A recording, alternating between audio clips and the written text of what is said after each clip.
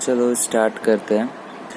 First chapter है chemistry में solutions. Start में तो बस जो 11th में हम लोग पढ़े हुए थे सॉल्यूशंस के बारे में कि सॉल्यूशन एक होमोजीनियस मिक्सचर होता है और फिर होमोजीनियस मिक्सचर वही होता है जो कि दो या दो से अधिक कंपोनेंट से मिक्स करके बना हुआ था, जिसमें एक सॉलिड और एक सॉल्वेंट होता है। और सॉल्यूट वही होता है जो आइडेंटिटी लॉस करता है और सॉल्वेंट वो होता है जो अपना आइडेंटिटी रिटेन करता है। हम लोग इस पूरे चैप्टर में दो कंपोनेंट का सॉल्यूशन ही पढ़ेंगे जिसको हम लोग बाइनरी सॉल्यूशन बोलते हैं।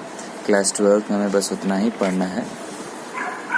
फिर जब हम लोग देखते हैं on the basis of physical state, जब हम लोग सॉल्यूट और सॉल्वेंट लेते हैं, मतलब कि पूरे गैसियस सॉल्वेंट है, फिर पूरा लिक्विड सॉल्वेंट है, फिर पूरा सॉलिड सॉल्वेंट है, उसमें हम लोग अलग अलग तरह का सॉल्यूट मिलाते हैं, gas liquid solid, gas liquid solid, gas liquid solid.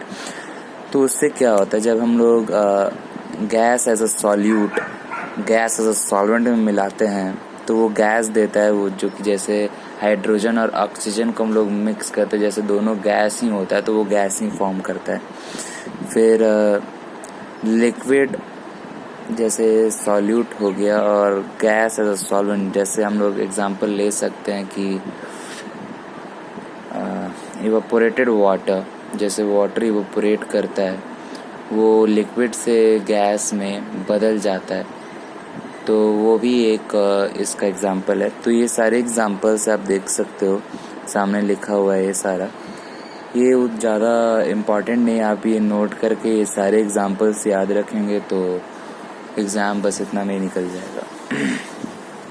फिर उसके बाद आता है solubility, saturated solution, unsaturated solution और super saturated solution. The maximum quantity of solid that can be dissolved in per 100 ml of solvent, मतलब 100 ml solvent में कितना ज़्यादा सॉल्यूट डिजॉल्व कर सकता है उसको हम लोग सॉल्युबिलिटी बोल देंगे।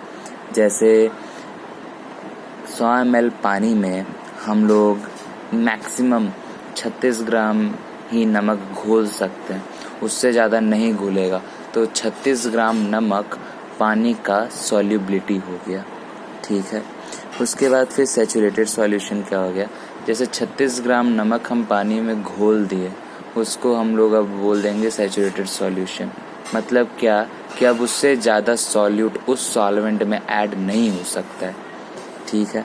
अनसैचुरेटेड सॉल्यूशन क्या हो गया कि जब हम लोग टेम्परेचर बढ़ा देते हैं सॉल्वेंट का, जब टेम्परेचर बढ़ा देते हैं तो और ज़्यादा उसमें हम लोग सॉल्यूट ऐड कर सकते हैं। फॉर एग्जांपल टी में हम लोग चीनी वगैरह ज़्यादा भी डाल अपने हिसाब से और ज़्यादा भी डाल सकते हैं, जिससे फिर उसके बाद फिर नॉर्मल टेम्परेचर में ज़्यादा सॉल्यूट मिलाना, उसी को कर देते हैं हम लोग अनसैचुरेटेड सॉल्यूशन। फिर सुपर सैचुरेटेड सॉल्यूशन वही हो गया कि आप ज़रूरत से ज़्यादा, मतलब कि गर्म कर के बहुत ज़्यादा आप गाढ़ा कर दिए, जैसे चाशनी हम लोग पानी से बनाते हैं, पानी को गर्म करके चीनी घोलते जाते हैं और चाशनी बन जाता है, तो वो उसको हम लोग सुपर सैचुरेटेड सॉल्यूशन बोलते हैं। फिर इसके बाद यहाँ से थोड़ा सा इम्पॉर्टेंट टॉपिक स्टार्ट हुआ, solubility of solid in liquid. जैसा कि हम लोग जानते हैं कि जैसे हम लोग पानी में नमक और चीनी घोल सकते हैं, लेकिन अगर हम ट्राई करेंगे कि नैप्थलीन बॉल, जो कि वो भी सॉलिड होता है, उसको अगर हम लोग पानी में घोलने की कोशिश करेंगे तो नहीं घुलेगा। तो नैप्थलीन बॉल और एंथ्रेसीन जैसा चीज़ जो कि सॉलिड होता है वो पानी में नहीं घुलता। इसका मतलब क्या है, जैसे पानी हमारा वाटर H2O एक पोलर सॉल्वेंट है, पोलर सॉल्वेंट में बस पोलर सॉल्यूट ही मिक्स होगा। फॉर एग्जांपल शुगर और आपका NaCl मतलब नमक, और जो नैप्थलीन और एंथ्रेसीन है वो एक नॉन पोलर सॉल्यूट है, वो नॉन पोलर सॉल्वेंट जैसे कि बेंजीन में ही डिज़ोल्व कर पाएगा। इसका मतलब ये है लाइक डिज़ोल्व्स लाइक, मतलब कि जो पोलर है वो पोलर्स में डिज़ोल्व होगा और जो नॉन पोलर है वो नॉन पोलर में डिज़ोल्व होगा। जैसे कि हम लोग इसमें आगे बढ़ेंगे तो दो डेफिनेशन हमें मिलेगा। दो डेफिनेशन क्या है यहाँ पे हम लोग देख सकते हैं। When a solid solute is added to the solvent, some solute dissolves and its concentration increases in the solution. This process is known as dissolution. तो ये तो आप बहुत इजी लैंग्वेज में NCERT में दिया हुआ है, ये तुम समझ सकते हो खुद से। When a solid solute जब एक सॉल्वेंट में ऐड किया जाता है तो उस सॉल्यूट का कंसंट्रेशन उस सॉल्वेंट में बढ़ जाता है। इस प्रोसेस को हम लोग डिसोल्यूशन कहते हैं। और जैसे जैसे हम लोग सॉल्यूट पार्टिकल्स मिलाते हैं तो वो सॉल्यूट पार्टिकल्स उस लिक्विड पार्टिकल के अंदर में जो सॉलिड पार्टिकल है उसके साथ जब क्लैश होता है उसके अंदर तो बहुत सारा क्रिस्टल के फॉर्म में रह जाता है और बहुत मतलब कि क्रिस्टल के फॉर्म में रह जाता है और बहुत सारा मिक्स हो जाता है।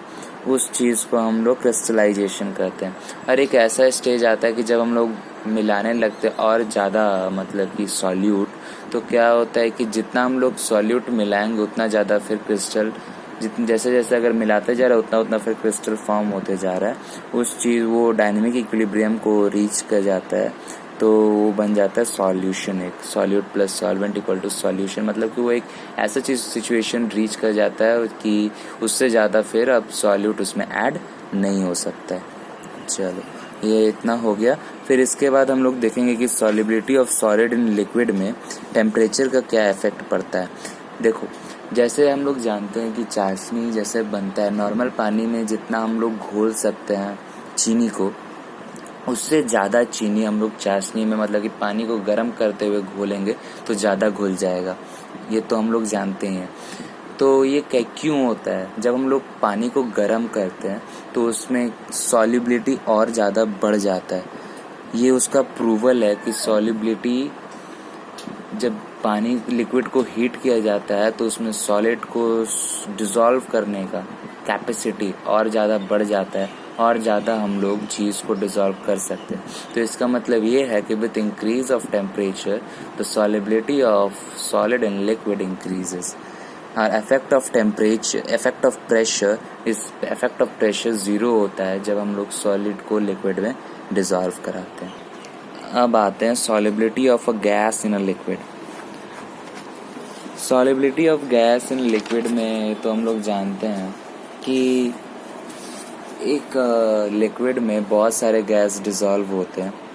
और ऐसा नहीं होता कि गैस का भी वही चीज़ है, पोलर गैस पोलर सॉल्वेंट में ही मिक्स होगा, non polar gas non polar solvent में मिक्स होगा। लेकिन ऐसा है सारा गैस थोड़ा या बहुत पानी में डिसॉल्व होता ही है, लिक्विड में डिसॉल्व होता ही है सारे गैस। ऐसा कोई गैस नहीं है जो डिसॉल्व ना हो। ऑक्सीजन बहुत कम मात्रा में डिसॉल्व होता है, लेकिन जितना ऑक्सीजन डिसॉल्व होता है उतना काफ़ी होता है एक्वेटिक लाइफ को कि वो जी सके। ठीक है। जब solubility of gas in liquid का जो बात हुआ, ये solubility of solid in liquid से बहुत ही डिफरेंट बहुत ही मतलब कि ये टोटली इन्वर्स है। जैसे टेम्परेचर का जैसे उसमें था कि जैसे टेम्परेचर बढ़ा रहे हैं उसमें टेम्परेचर बढ़ाने से सॉलिबिलिटी बढ़ रहा था, मतलब कि डायरेक्टली प्रोपोर्शनल था। इसमें उसका उल्टा है, टेम्परेचर बढ़ाने से सॉलिबिलिटी घटता है। ये टेम्परेचर बढ़ाने से सॉलिबिलिटी घट रहा है इसमें। और ऐसा क्यों हो रहा है? क्योंकि जब हम लोग टेम्परेचर बढ़ाते हैं लिक्विड का तो उसमें उसका काइनेटिक एनर्जी उसके मॉलिक्यूल्स में बढ़ जाता है, जिससे कि वो बबल्स फॉर्म करने लगता है। इसका बहुत अच्छा एग्जांपल है कि जब हम लोग पानी को गर्म करते हैं तो सबसे पहले उसमें बबल्स हम लोग को देखने को मिलता है। तो ये उसका प्रूवल है कि टेम्परेचर बढ़ाने से सॉल्युबिलिटी जो लिक्विड का होता है वो घट जाता है। ठीक है। चलो अब इसके बाद देखना है कि प्रेशर का क्या हाल चाल है। प्रेशर का जब आता है तो हम लोग इसमें एक लॉ पढ़ेंगे, हेनरीज लॉ, जो कि हेनरी दिया था। वो उसका क्या नाम था? According to the Henry law the solubility of gas in liquid is directly proportional to the pressure. Henry कहता था कि जो लिक्विड में गैस का सॉलिबिलिटी है जितना प्रेशर बढ़ाएंगे उतना बढ़ेगा। ठीक है। उसका कहना था कि जो सॉलिबिलिटी है वो प्रेशर के डायरेक्टली प्रोपोर्शनल है। जब हम लोग प्रोपोर्शनलिटी हटाएंगे तो S इक्वल टू KP हो जाता है। और जैसे कि M को हम लोग मास ऑफ सॉल्यूट कह सकते हैं, तो M इक्वल टू K जो कि हेनरीज कांस्टेंट है और P जो कि प्रेशर है, तो M इक्वल टू KP भी बोल सकते हैं। इससे 2008 में लास्ट टाइम IIT में क्वेश्चन आया था, JEE मेंस का क्वेश्चन आया था। उसके बाद से इससे कोई क्वेश्चन नहीं आया है। इस K को हम लोग हेनरी कांस्टेंट यहाँ पे बोल देंगे। लेकिन जब हम लोग इसको पढ़ेंगे, Henry law relation between partial pressure and mole fraction of the gas, इसमें क्या है, if we use mole fraction and partial pressure of gases to define solubility of gas in liquid, then according to Henry, the partial pressure of gases are directly proportional to their corresponding mole fraction। जैसा कि तुम language से भी समझ सकते हो कि अगर हम लोग पार्शियल प्रेशर और मोल फ्रैक्शन को लेंगे तो हेनरी के हिसाब से जो पार्शियल प्रेशर गैस का होगा वो मोल फ्रैक्शन के डायरेक्टली प्रोपोर्शनल होगा। मतलब क्या, PA is directly proportional to XA।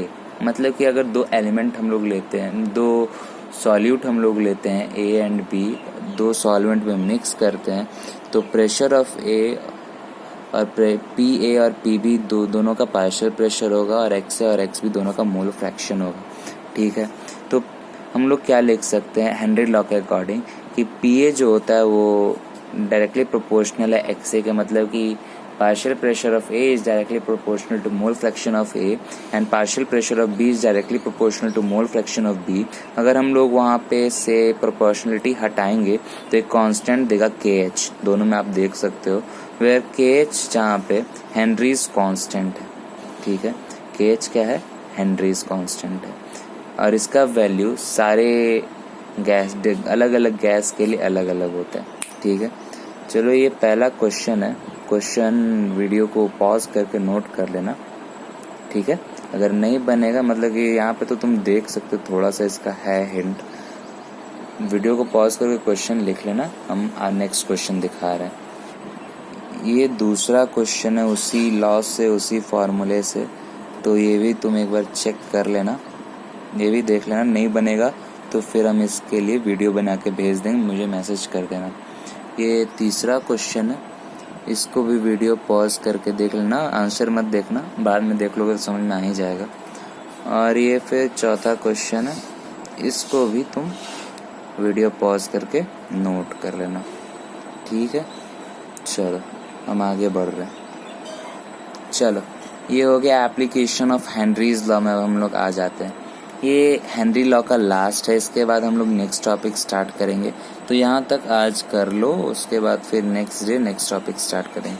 तो एप्लीकेशन इसका क्या क्या है, जो हम लोग हेनरी लॉ का बात करते गैस इन लिक्विड, मतलब कि गैस को डिसॉल्व करना हमें लिक्विड में, तो उसमें क्या है कि जो बॉटल ऑफ कोल्ड ड्रिंक होता है उसमें हम लोग जानते हैं सारे कि कार्बन डाइऑक्साइड हाई प्रेशर पे उसमें भरा जाता है। ये हेनरी लॉ के थ्रू ही है कि हाई प्रेशर पे जो लिक्विड में गैस का सॉलिबिलिटी है, प्रेशर हाई के चलते उसमें सॉलिबिलिटी बढ़ जाएगा और उसमें कार्बन डाइऑक्साइड अच्छे से डिसॉल्व हो जाएगा।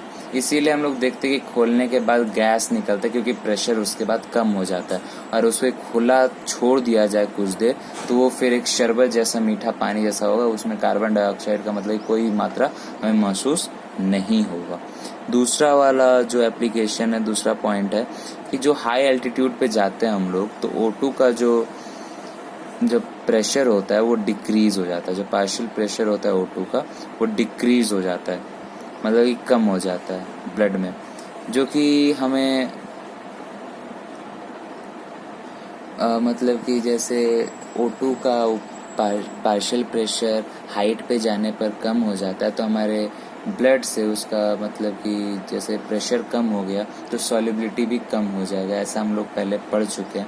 तो उस हिसाब से वही हो जाएगा कि हमारे ब्लड वेसल्स में O2 का लेवल कम हो जाएगा, जिससे हमें एनॉक्सिया का बीमारी हो जाता है। ये शॉर्ट टर्म्ड है, ये एक दिन का चलता है कि इसीलिए बोला जाता है कि कहीं आप बाहर जा रहे हो हाई एल्टीट्यूड पे तो आप एक दिन का एक्स्ट्रा टाइम लेकर चलो, क्योंकि वो नॉर्मली सबका नीचे जैसे हम लोग फ्लैट और प्लेट्यूज में रहते हैं, तो हम लोग जब हाई एल्टीट्यूड और पहाड़ी पे जाएंगे तो हमारे तबीयत ख़राब होने का चांसेस ज़्यादा है और नॉर्मली हो ही जाता है सबको।